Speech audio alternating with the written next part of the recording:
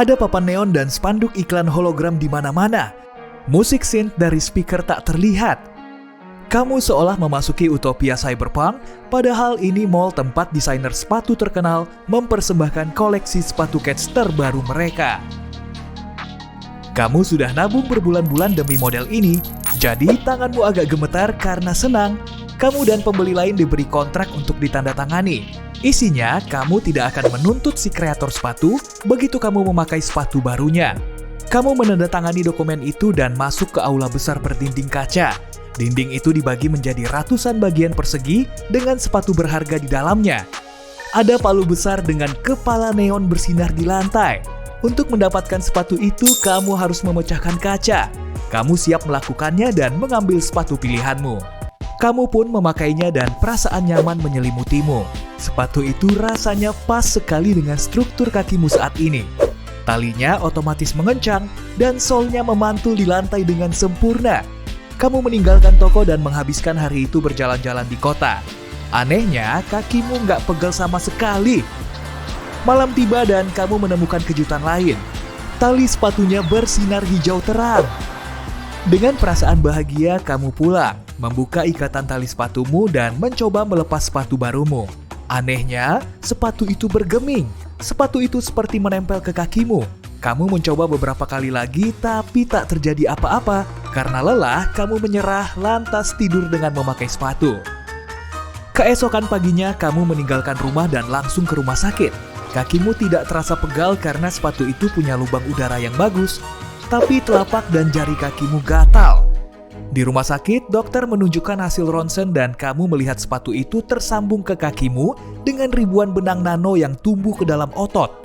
Selain itu, dokter bilang sepatu ini terbuat dari bahan organik unik yang sepertinya dicampur dengan sintetis, karet, dan jaringan otot.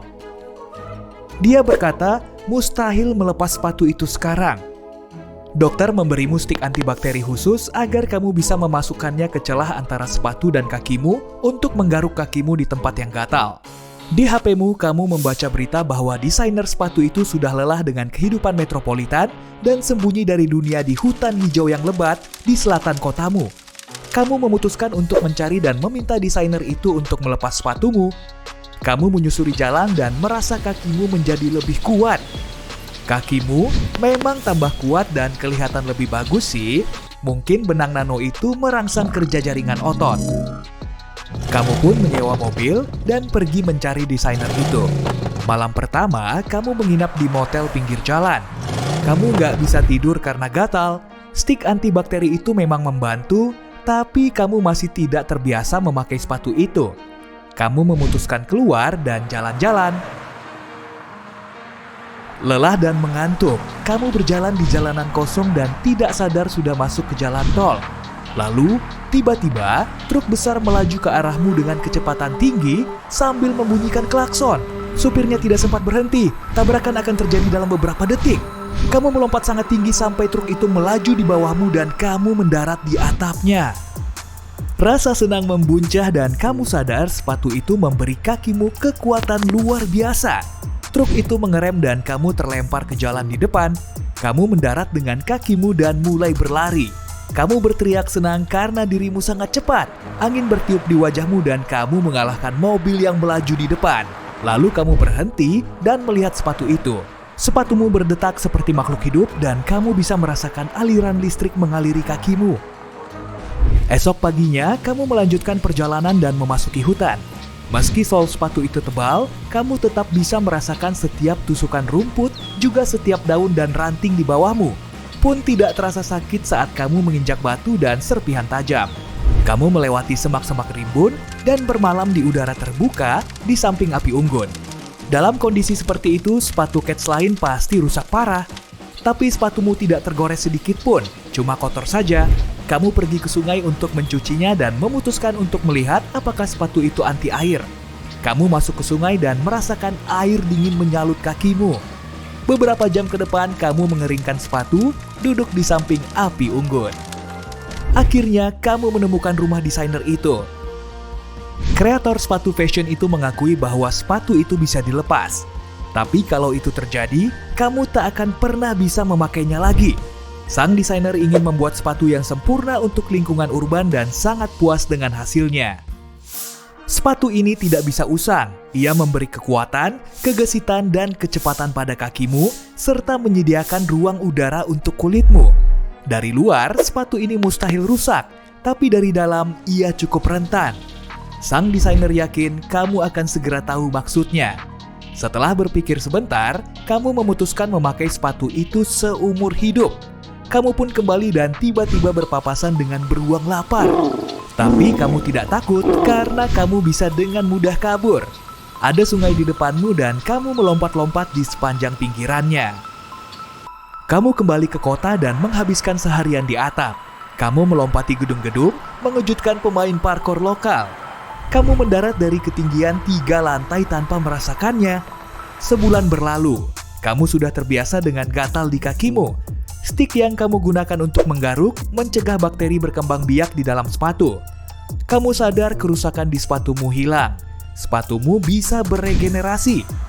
Kalau kamu mau lari, ikat saja talinya lebih kencang. Dan kalau mau istirahat, longgarkan talinya supaya kakimu bisa bernapas.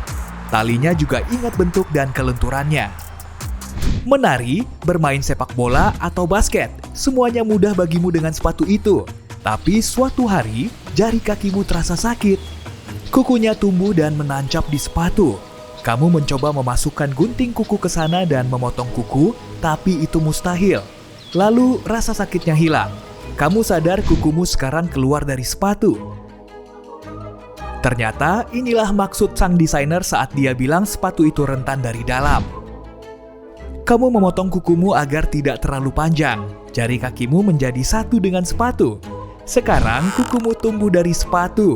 Untungnya itu tidak terlalu kentara. Musim dingin tiba. Kakimu merasakan salju yang terinjak seperti saat kamu berjalan telanjang kaki, tapi tidak kedinginan. Di sisi lain, kamu pun bisa berjalan di atas arang panas tanpa melukai sepatu atau kakimu. Kamu membeli kamera action untuk merekam video sendiri. Menunjukkan kecepatan dan kelincahanmu untuk para subscriber, kamu pun menjadi terkenal dan menghasilkan banyak uang. Bersama dengan pemilik lain sepatu seperti ini, kamu mengadakan kompetisi lari, sprint dengan tantangan di jalanan.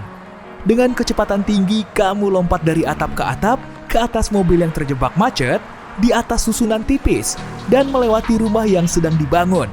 Seluruh kota menjadi tempat bermain bagimu. Tapi seperti makhluk hidup atau sepatu manapun, sepatu itu pun perlahan usang.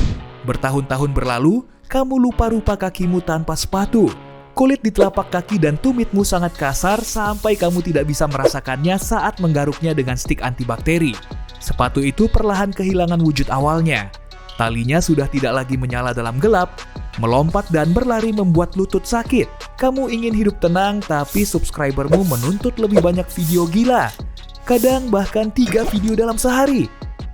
Kamu sudah melompati mulut gunung berapi, berjalan di atas tali di antara pencakar langit, mengikuti olimpiade. Dan sekarang, kamu ingin istirahat.